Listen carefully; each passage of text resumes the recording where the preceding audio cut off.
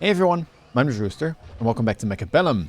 In today's video, I'll be showcasing a few more techs from the new season, namely the grenade fangs that I showcased in a previous video, but I'll be playing it myself, and also the ARCLIGHT shockwave tech, which I haven't featured yet.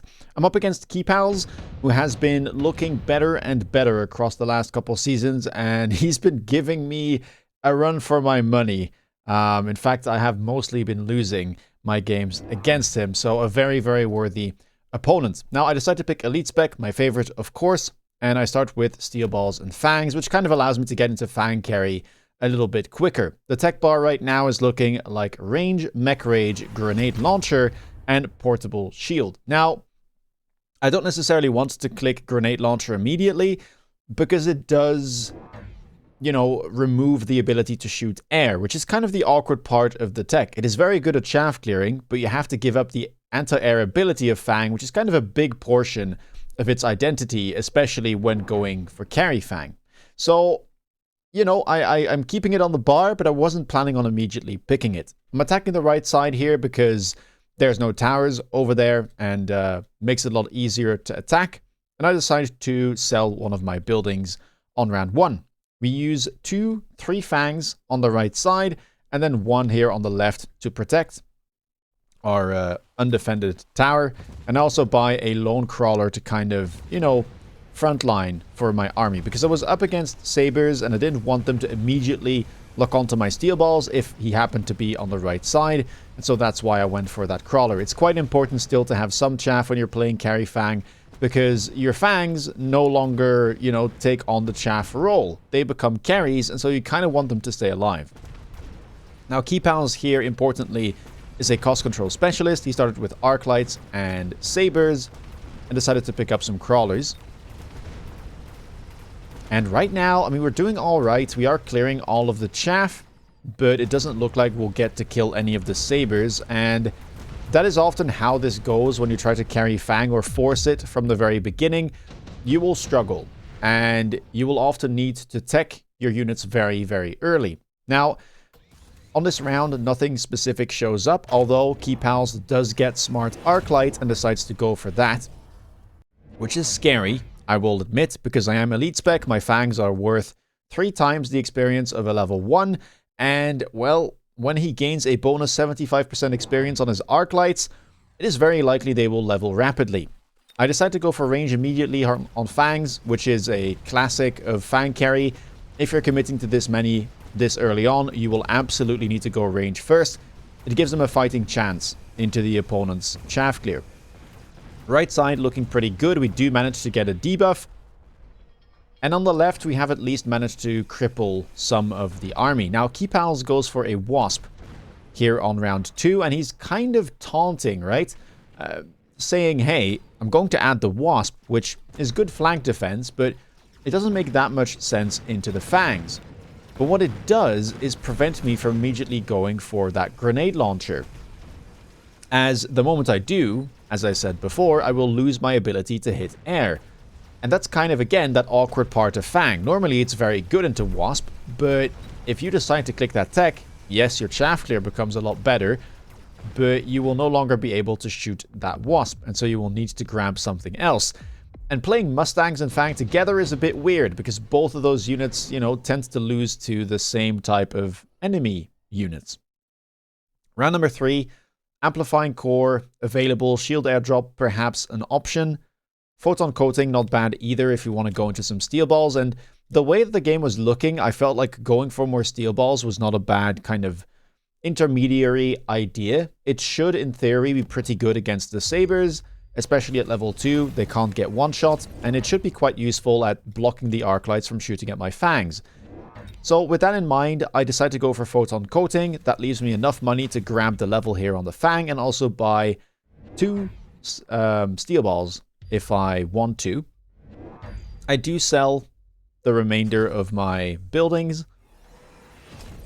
And here we go. As first attack enhancement has been picked up, and we now have a Photon Coating Steel Ball on the left side to hopefully try and break this shield airdrop that Keepals picked up. The Arclights now have range, a sledgehammer has been put in front of the tower, and so my advance is being halted. Maybe I should have added the steel ball on the right side, I'm not exactly sure. It does look like we'll at least be able to break that shield on the left side, which I'm pretty happy with. We even take down a Sabertooth. But on that right side, the Fangs are just not quick enough to be able to really bully the Arclights, and instead it's them that get bullied. And, well, with the Smart Arclight card, looks like a lot of levels will get picked up here. Both Arclights on the right side, his weak side, have now leveled. Round number 4, unit reinforcements, we were waiting for them. Nothing too interesting here. Scorpion looked alright. I could just pick that up and throw it on the line for a round if I want to. I kind of thought my opponent might go for it, but he goes for Melting Point in the end. Perhaps, you know, expecting a fortress at some point and already having the unlock available, which is a sensible thing to do. I decided to go for this Scorpion on the right side and just kind of, you know, put it on the line. I expect to sell it eventually, probably next round. But for now, it can pressure that Sledgehammer pack and the Arclights. And I also go for Hackers immediately here. So double Hacker, I sell out of my Steel Balls. I felt like they didn't really achieve what I wanted them to. And I did not want to stall much longer to get into Hacker. Now, Hacker Fang is a classic composition, much like Fortress Fang. It's a bit similar, as both units have access to Barrier to be able to protect your Fangs. And this is, I guess, the more accessible version for Elite Spec, because Fortress is a lot more expensive to get into. The one problem is, I haven't really had the chance to buy a bunch of chaff. Normally, I would want to have at least a couple more crawler packs, but I haven't been able to purchase those, as I was, you know, a bit preoccupied buying those Steel Balls. And that means that the Hackers are relatively exposed, and they do sadly end up going down. Lucky for me, the right side does well, even though the opponent used oil to slow us down, and it looks like we should be able to maybe get that tower. I say that, it has been fortified, and these high-level Arclights, ready to be level 3, are doing a number right now on my Scorpion and the remainder of my Fang. So it doesn't look like we'll get a debuff after all. And so again here, early game, we're losing some hit points. Thankfully, I started with a lot, and I should be able to maybe stabilize. I wasn't sweating too much yet. I thought, well, compositionally, I think Hackers make a lot of sense into Sabers and Arclights, and I know it pairs well with the Fangs. So if we can get this going, I should be completely fine. And I get to sell my Scorpion now, cash in, and go for a second tech on the Hackers, which is going to be Barrier most of the time. There's also a Rhino drop. I decide to put it very aggressively and just kind of put a missile on my own backline, hoping I can deal with it. And now my opponent goes for Elite Marksman, round 5, very early, but it makes sense considering how high level the Arclights have gotten.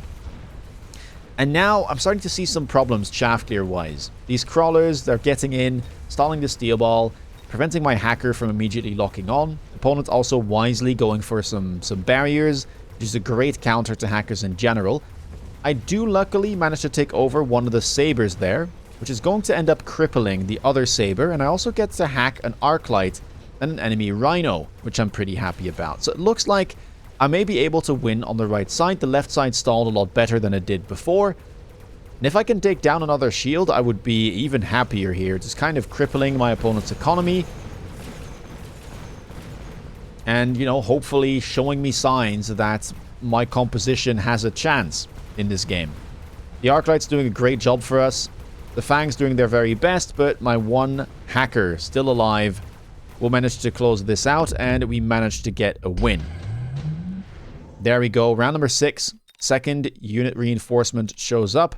I wasn't looking for anything specific at this point, so I just decided to go for the boat, which is an expensive unlock and something I can't really access very easily on Elite.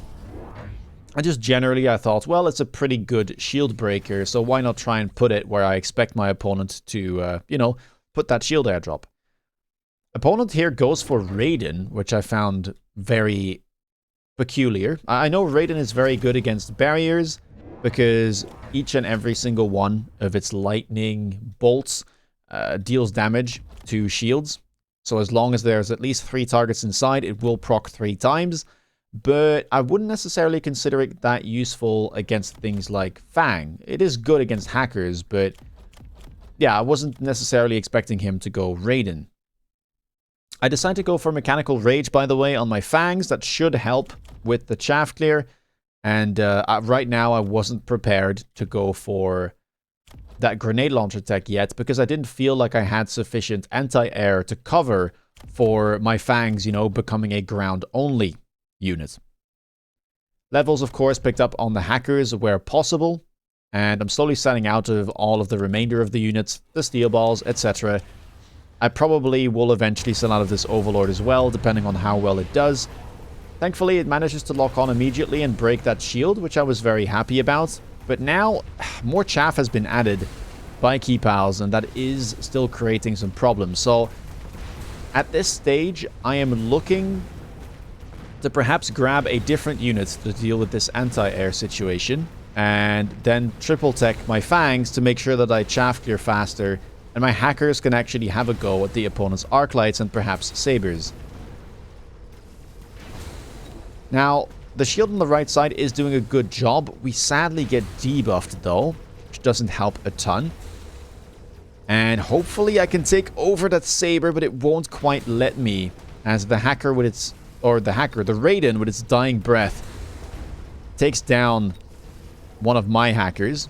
Still have that one big guy alive on my board, which has carried me the past round, but I don't think I have enough here to be able to take down that Raiden, and so eventually I will end up losing, which sends us into round number 7 with about 3,000 hit points to our name.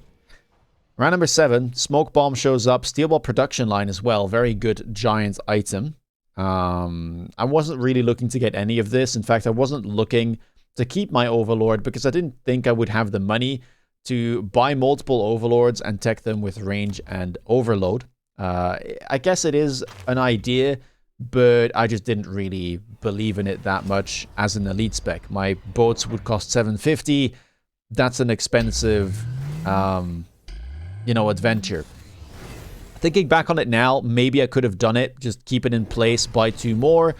And then, at 3 boats, especially level 2, I probably can get away with, double tech the round after. But hey, I decided to go for a different line. My opponent picks up the Smoke Bomb on that right side, which is somewhat annoying. And I decided to go for Oil on the left to try and slow down that whole crawler approach. And instead of going for the boats, I decided to go into Farseer, which I think is a pretty decent answer into Raiden, and at least it's alright into Wasp. It doesn't clear them very fast, but it clears them fast enough, I think, as long as Key Pals doesn't end up buying a ton more.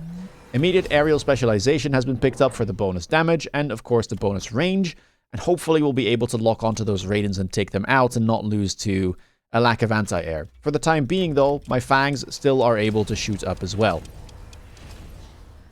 Crawlers here all the way at the front for Key Pals means that my hackers don't move forward and don't block most of the smoke, which will be somewhat annoying to walk through, I'm sure.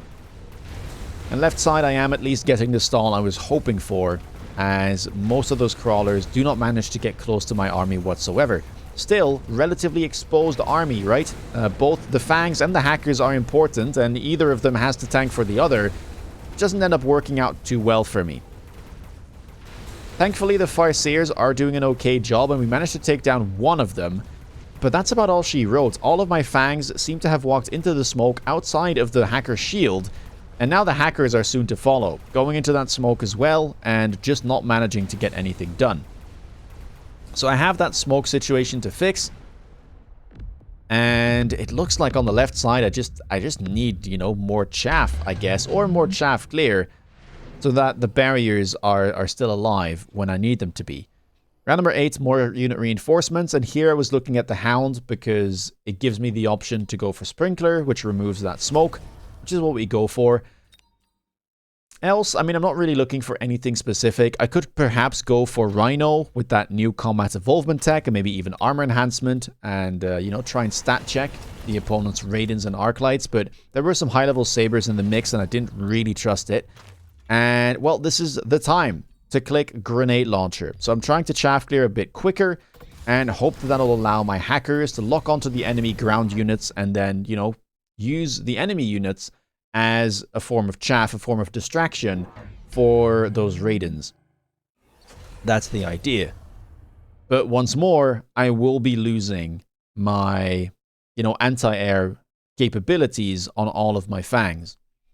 Right side, we will clear the smoke, but oil has now been purchased by Keepal, so I will get slowed as the sprinkler does not clear up the oil. And another Raiden has been picked up, and I believe perhaps a couple more ARCLIGHTs here and there.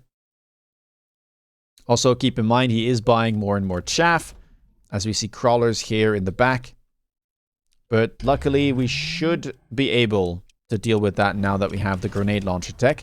And look at that. Third tech picked up on the ARCLIGHTs. This one is level 6 already. That's very scary. With the shockwave tech, which looks very, very cool. And it's honestly pretty good into things like Fang or loose formation crawler. I'd say those are the main use cases for it. It's a tech that doesn't scale with levels. It is capped at 82 damage per shockwave, and that's the case whether the ARCLIGHT is level 1 or, level 9. It's been pretty niche, I would say. I've tried to use it, I've played into it, and it really just kind of only seems to work into something like Shielded Fang or, again, loose formation. Now, we do very well on this particular round. Seems like that grenade launcher tech did a bunch, and we strike back, almost equalizing the score. Round number 9, Electromagnetic Blast shows up, and I feel like both of us are somewhat required to pick that. Me to try and get rid of the techs on those Raidens, and him to try and, break my hacker barriers, which all will take a significant portion of damage, 35,000 per shield hit there. So that's going to be a lot, considering that, at level 2, it's only 32,000. Only level 3 hacker bubbles will survive, and they will only survive barely. The Rhino is back. I just decided to put it in my backline because I didn't think it would do anything, really. And now I range my Farseers. I was a bit scared that it would get in front of the rest of my army, get sniped, and then I would be stuck with 0 anti-air. So that's why we go for range here. Of course, hacker levels have been picked up where possible because it scales the barrier. Very important to pick those up. Temp range at this point, mandatory. I am loaning, and I buy some late crawlers to hopefully stall for a little bit longer. And we'll have to see how this EMP impacts the board, because I won't be able to EMP the enemy ARCLIGHTs. And while I do EMP the Raiden, that is not the sole threat on the enemy board. Note as well, by the way, that the shockwave effect, when it hits a shield, does not pass through it. Even though you will see the effect kind of go through the shield, any unit behind is unaffected.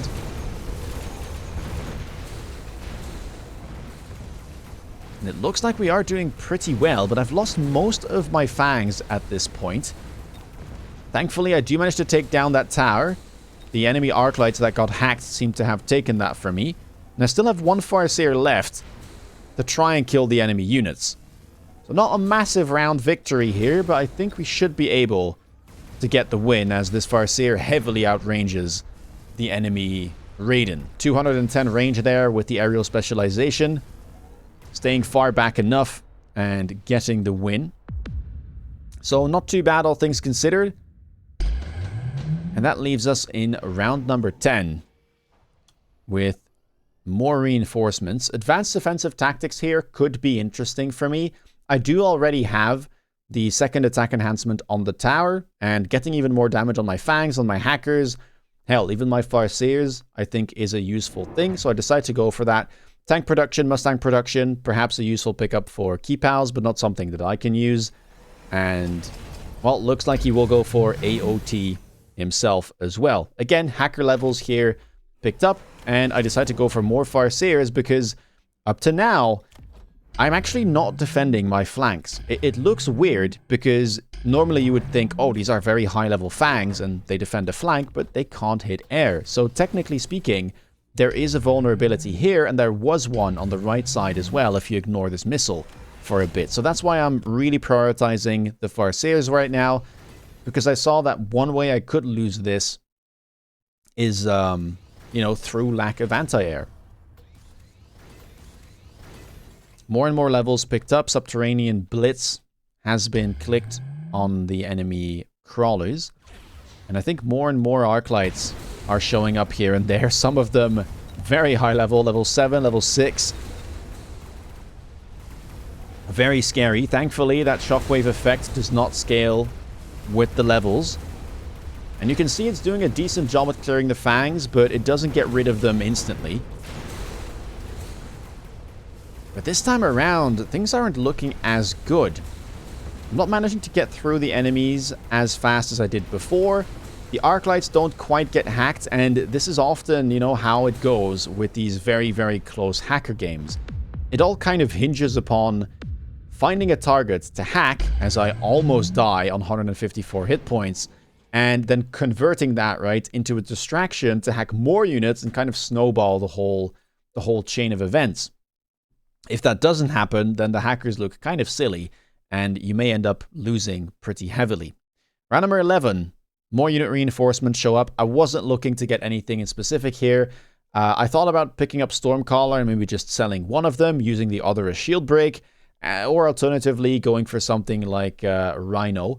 There's a thought about Wraith, selling one Wraith and maybe going for a, you know, a flank there, but my opponent goes for Wraith and blocks it, so I'm happy I didn't go for that. Instead, I went for the Rhinos, and I thought, well, my opponent did end up selling their Sabertooth, and so maybe I can somehow get in here if I click Armor Enhancement and Combat Evolvement, the new scaling Rhino tech. Aside from that, levels on the Farseer would be nice. And I do decide to go for a fire play by the looks of things with that Badger, clicking Scorching Charge and putting down the oil. Smoke is back, used on the right side, but I do still have the Sprinkler Hounds over there, so perhaps he should have tried to use it on the left. Although perhaps he was afraid that his Arclights would step into it, so a little bit of an awkward usage here. More and more crawlers layered all the way in the back. Keepal's really trying to make sure that I can't chaff clear, although right now I would say that isn't necessarily my weakness. I think my weakness is mainly that I don't have a lot of front line, right? An alternative play I was thinking about is perhaps going for the last tech on Fang, which would be Portable Shield, just to increase their survivability a tiny bit more. Well, here we go. The ground has been lit on fire. Here come the Rhinos, but those Raidens are exceptionally high level, and they are dealing quite a bit of damage to my Rhinos. There they fall. Some Arclights getting taken over now. Is that the chain that we needed to get going? I'm not too sure. More Arclights getting taken over. Some hackers, though, dying. And, well, my Farseers have managed to lock on, but these level 3 Raidens are exceptionally tanky. One of them does go down, but now this Raiden on the left manages to get a debuff, which is an awful timing. I think that this Farseer would have been just fine without it, but sadly I lose. And with 154 hit points remaining, that is not enough to send us to round number 12. And so I do end up losing in this very, very close fight. Now, in this game, I think Shockwave looked alright. It definitely did pretty well at clearing the fangs. I would say nothing fantastic, and do keep in mind you lose 20 range when you click it. And of course, Smart Arclight was in play as well, but it looked fine. I think into a strat like Shield or like a Fang Carry, it could maybe see some use. I think the Fang grenade launcher is very good at chaff clearing, but it's still a little bit awkward with the whole, you know, losing your anti-air capabilities and then having to find an alternative where usually you play Fang Carry.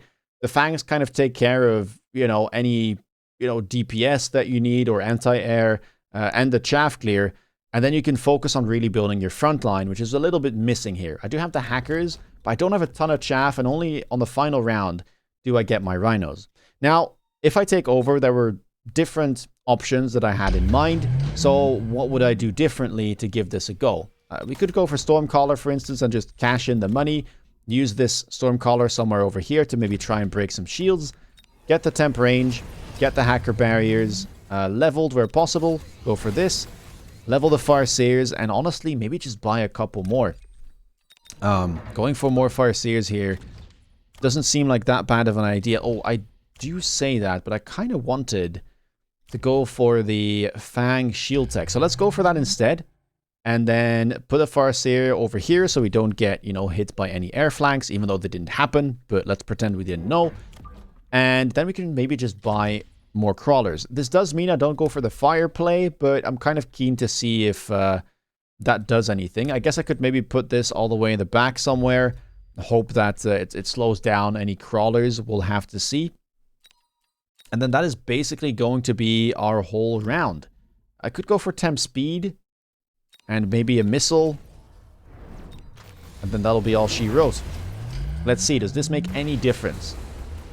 It does double the tankiness of our fangs. And again, shockwave, right, only deals 82 damage. So it will be able to block quite a fair few of those shockwave shots, with the main shot of the ARCLIGHT not being great against shielded fangs. Doesn't look too bad. We have to get through those wasps, but there's only one pack. ARCLIGHTs are getting hacked now. And I dare say this looks a lot better. Yeah, all of the fangs are still alive. The Raidens obviously are awful into shielded fangs, and that is just going to be a massive victory for the shielded fang play. So that's what I should have done. I kind of got sidetracked into the rhinos, and what I should have done is just, you know, trust my comp and tech my existing units further. That would have actually been lethal, I believe. Yeah, easily. 2,500. I think we only needed to deal just over 1,000. So, yeah, definitely a viable comp in this case, but you have to be very careful with how you navigate. Anyway, if you like this video, please leave a thumbs up. If you want to stay up to date with my latest content, please consider subscribing. And if you want to see me play live, check me out on Twitch. With that being said, take care, guys, and see you in the next video. Bye-bye.